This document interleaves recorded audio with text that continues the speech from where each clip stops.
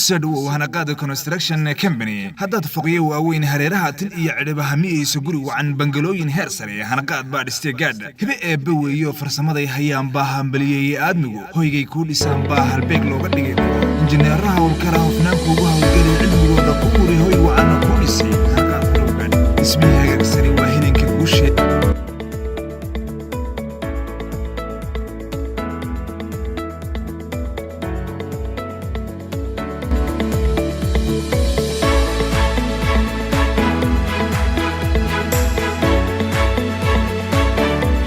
guri aan habboonayn hoos ka duma hadhow iyo hareeruhu dilaacaan hawl aad ka mudatana laga gudub haddeero shirkad lagu hirtaa iyo hanaqaad dadkii hele hanaqaad construction company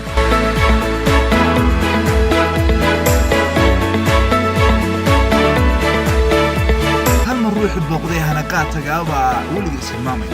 hilmaamay hanaqaad construction company waxa ay ka howlgelaysaa gobolada dalka iyo sidoo kale Itoobiya oo ay ka howlgasho Jigjiga hargeysa xaruntoodu waxa ay ku tahay ereyada jeelka weyn dhinacana waxa ay kaga dhigan tahay bari iyo galbeed haddaba hore u gaadh oo ha ka maqnaan